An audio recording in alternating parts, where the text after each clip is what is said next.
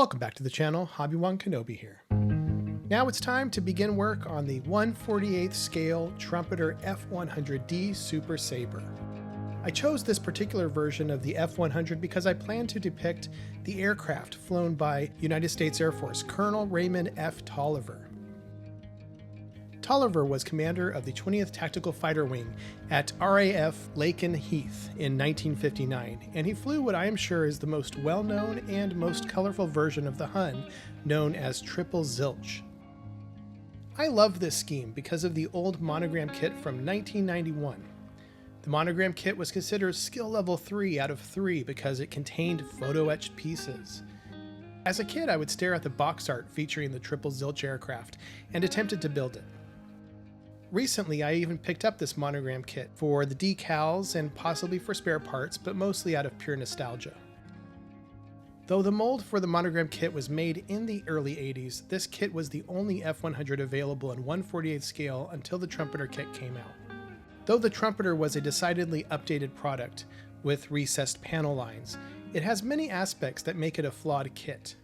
To tackle some of these shortcomings, I purchased the Aries resin detail set and scale aircraft conversions wheel struts, though I eventually opted to not use the latter. Well, let's begin. I started out by removing the walls for the nose wheel bay in preparation for the resin one.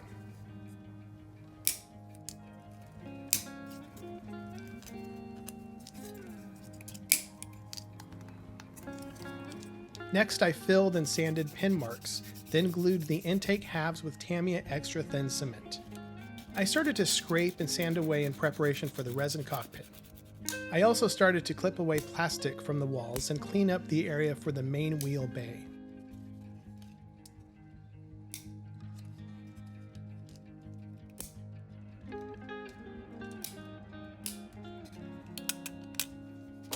I spotted a line running along the corners of the bottom of the aircraft. The line was raised and appears to have been a molding defect. This was fairly easily sanded away. Next, I sprayed all resin parts with Tamiya gray primer and began to spend a great deal of time dry fitting the pieces together. Once everything seemed ready, I airbrushed the cockpit with a mixture of Tamiya paints, and I started to brush paint the control panels black. Going back and forth between brushing on the black, letting it dry, then going back, brushing the gray, allowed for me to get very tight edges on the controls.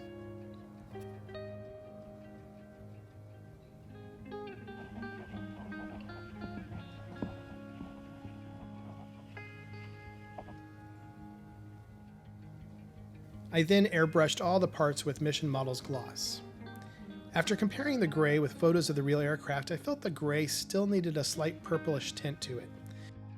I decided to achieve this with the wash by adding the usual black, white, and small amount of burnt sienna, but I also added a little bit of red.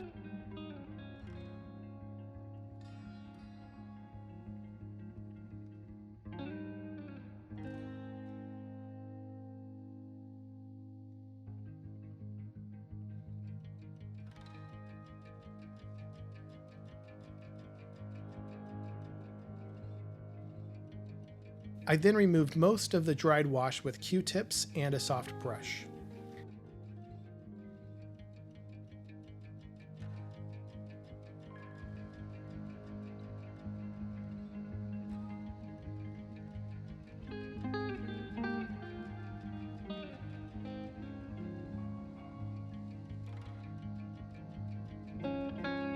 This wash created a slightly purple filter over the gray, which matched my references more closely.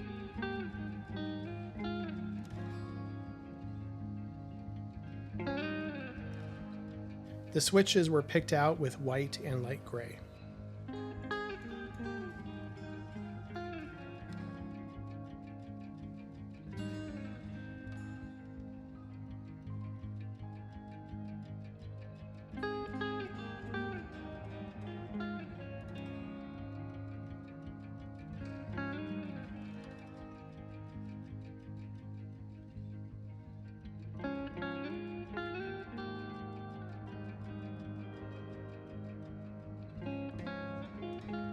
Finally, I was able to attach the interior pieces and wheel wells. However, I would still need about another hour or so scraping away until I got everything to fit. At this moment, I would like to remind you to like this video if you are enjoying this content. And if you haven't already, please do hit that subscribe button. Okay, back to the model. Now it was time to move on to the wings. There are several aileron actuators on the front edge of each wing. Trumpeter molded a long piece of plastic to protect them from being broken. In order to help further protect these points, I like to remove the pieces with clippers. However, I don't clip right up to the part. Instead, I clip the piece off with a lot of extra sprue. Once free, I can hold the piece more carefully and more easily clip right up to the part. Now it was time to remove the protective cover from the actuators.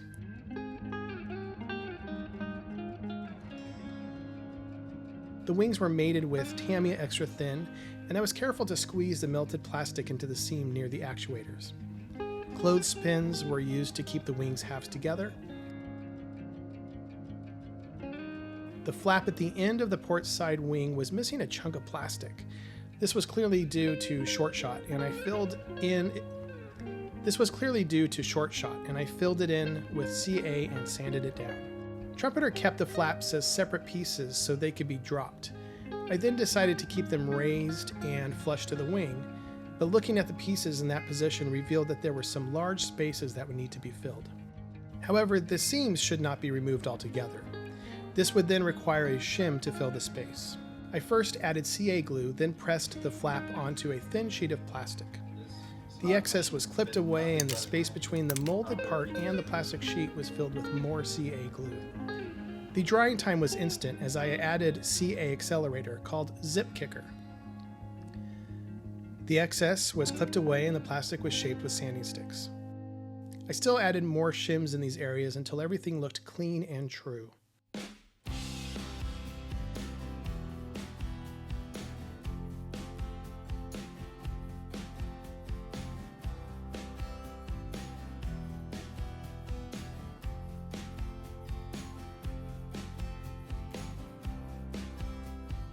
I decided I didn't like the look of the actuators, so I clipped them to a thinner shape.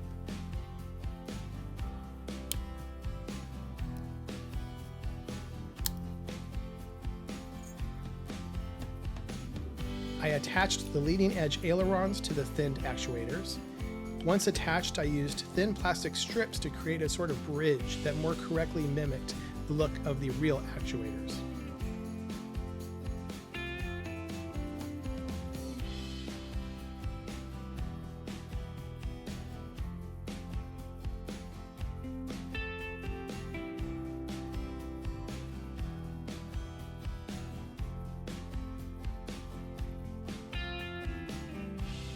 Once ready, the wings were attached, leaving only a small seam that I filled with Vallejo putty. The excess of the putty was wiped away with moistened Q-tips. The Aries resin set provided a straight refueling probe that Triple Zilch had. However, the long resin pole was bent. Having dealt with resin before, I knew this piece would likely snap if I tried to bend it. Instead, I used a piece of brass tube that fit the ends perfectly. I decided to add some hinges to allow the interior pieces of the canopy to properly attach to the fuselage. Now it's time to plan the overall color and the decals for the model. First, I began by looking at some comparisons of Tamiya spray can colors. My research on YouTube revealed that Tamiya TS30 Silverleaf would be ideal for the color of the F-100. The F-100 appeared to be a natural metal finish, but was in fact painted a silver/aluminum color. Tamiya Silverleaf provides a good silver while keeping the shine less translucent.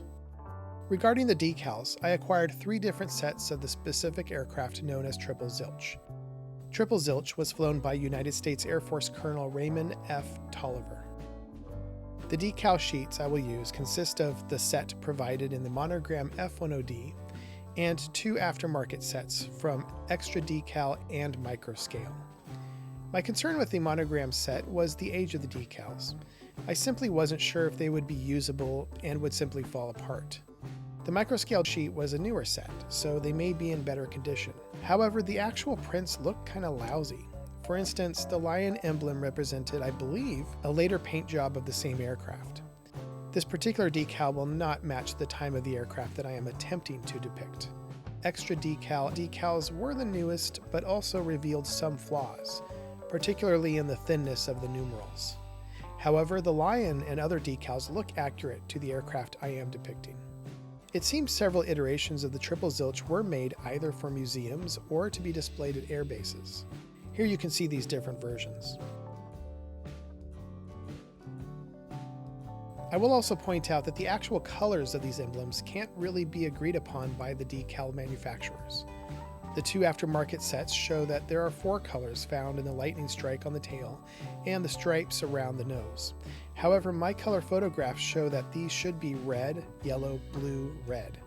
The aftermarket sets color these as red, yellow, black, red. Strangely, the monogram box art shows the black stripe, while the actual decals show a blue. It became very clear to me that not only would I have to mix and match these 3 sets to get a more accurate model, but I would also have to find a way to paint the black stripe blue. As I pondered how best to mask these decals without them lifting, I began work on the ejection seat.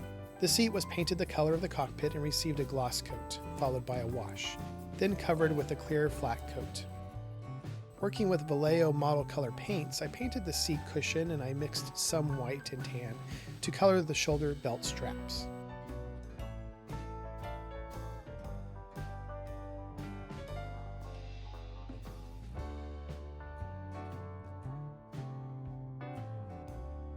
Once all of the colors were down, I cut some squares from old decal sheets and added some blurry text decals to suggest the instructions often found on the seats of this particular aircraft.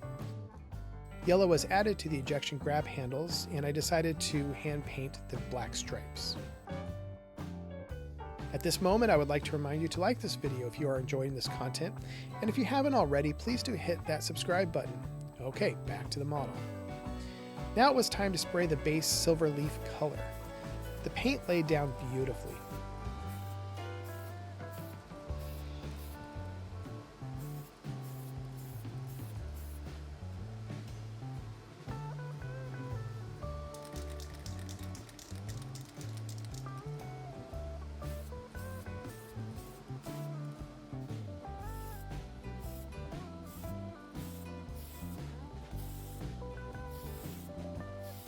Once the model was dry to the touch, I airbrushed a coat of Mission Models gloss, and that's where disaster struck. I found crinkling all over the plane, so the only thing I figured to do was strip it all off. I had a bottle of Scale Coat Wash Away paint remover that I've kept for over 2 decades. After a few hours of carefully applying the liquid and wiping away the paint and primer, I was finally able to start over the entire process. While the second go of primer in TS30 was curing properly, I began work on the other aspects of the model, including masking and painting the interior flat black.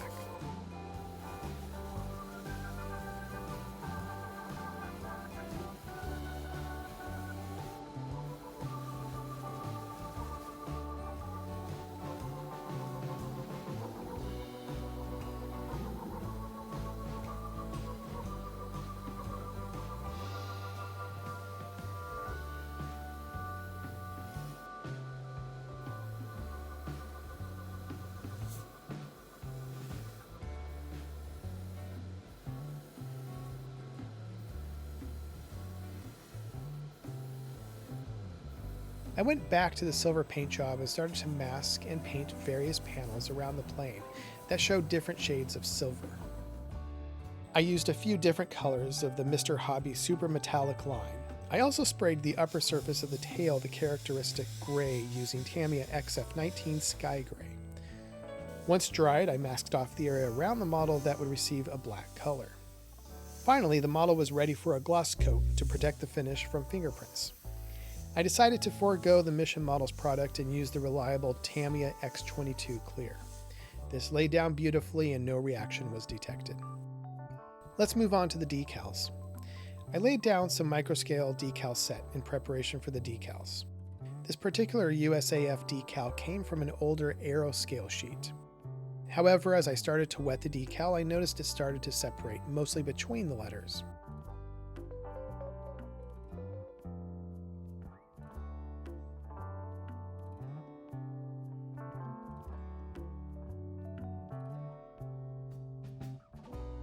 While the extra decal for the red box and the names of the pilot and crew chief looks like the correct shape and font size, the name of both the pilot and crew chief were actually spelled incorrectly. Because of this, I ended up using the monogram decal. After laying down the striped decals on the tail and the nose of the aircraft, I decided to mask them off with Post-it notes. Post-it notes are an extremely low-tack product, and all I had to do was cut some shapes and applied them lightly to the decal.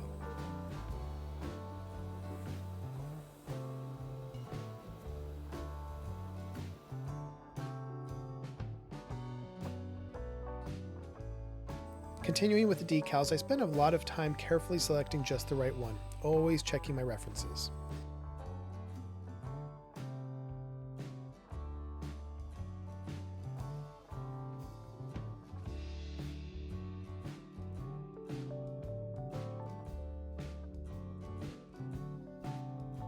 I found various stencil decals in my spare decal folders that would work for the many warning and caution signs found around the aircraft.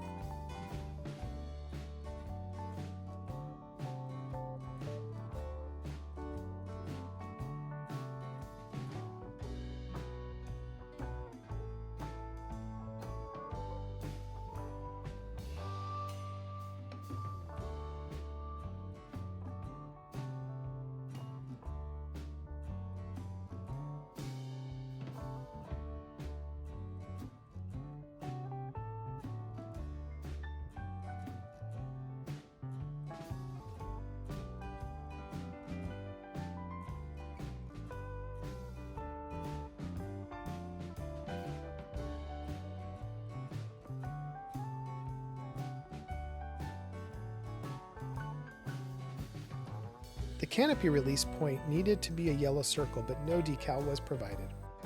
I decided to find a yellow decal and use my punch and die set to create a circle.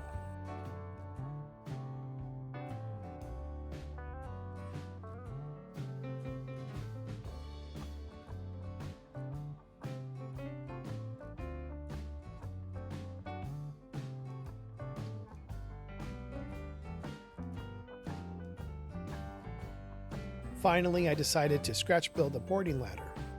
The kit did come with one, but it was covered in flash and seemed to be the wrong shape at various points. Today we're wrapping up the build of the F-100D Super Sabre in 1/48 scale by Trumpeter. The decals are on and the model has received a coat of Tamiya gloss. This gloss protects the decals during the weathering process. Without it, the decals would absorb the wash and become discolored. For the wash, I used my usual mixture of artist oils. Black and white combined to create a darker gray, thinned with turpenoid. I applied the wash more sparingly than usual to keep the overall finish bright. Excess wash was removed using Q-tips.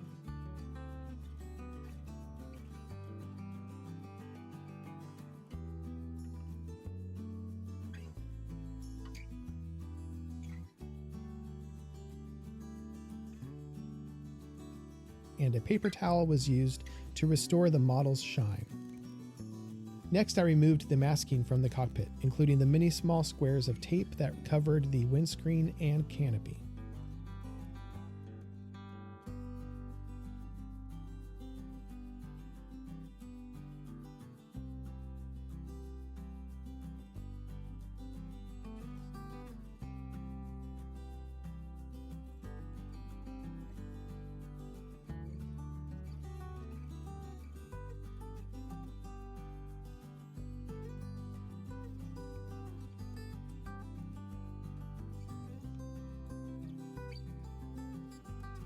I then used artist oils to highlight the area beneath the windscreen. I applied light gray oil paint to a brush, wiped most of it off on a paper towel, and lightly dragged the brush over the raised details, a technique known as dry brushing. It was time to install the main gear, nose gear, and their struts. Just a quick reminder, if you are enjoying this content, please give the video a like, and if you haven't already, please do hit that subscribe button.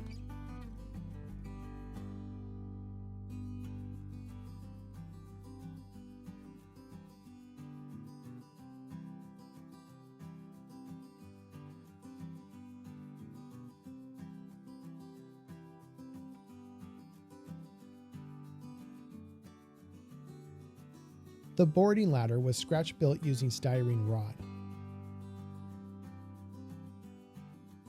Initially, the A-frame at the top of the ladder wasn't long enough, so I cut it off and rebuilt it.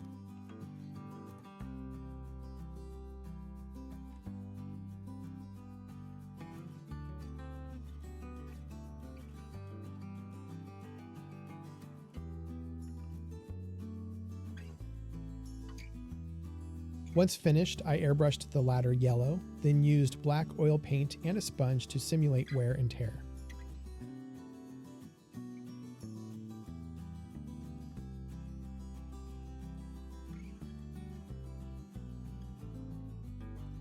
To mimic deep scratches, I applied AK's True Metal.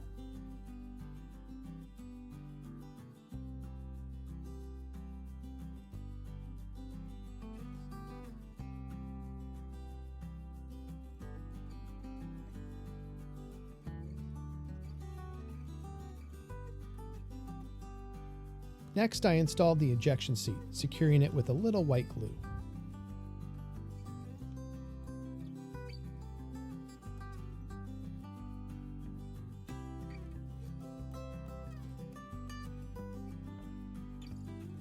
Now for one of my favorite steps, weathering the tail section.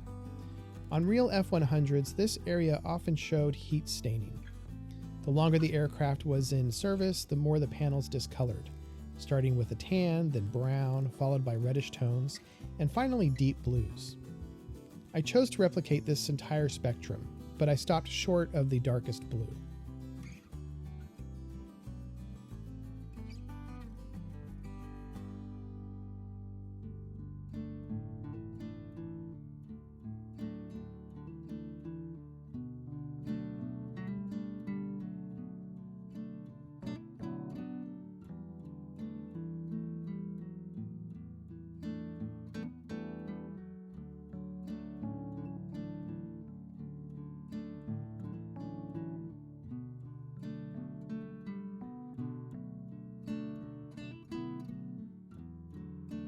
There are several ways to achieve this effect: airbrushing, colored inks, and more, but I once again used artist oils.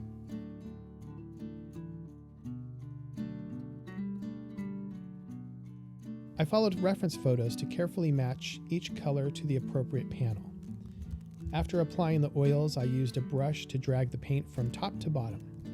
Then I softened the transitions with Q-tips. Mixing different shades is key to realism, and when in doubt, always refer to real aircraft photos.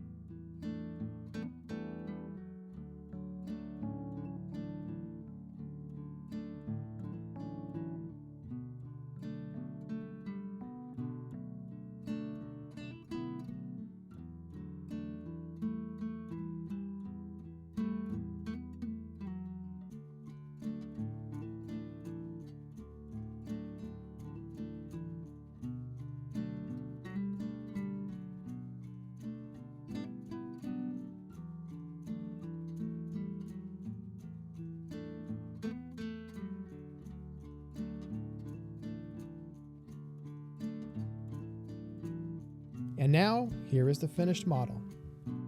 Thank you so much for watching. If you enjoyed this video, please leave a like and subscribe, and don't forget to hit that bell for future notification. I'll see you in the next one.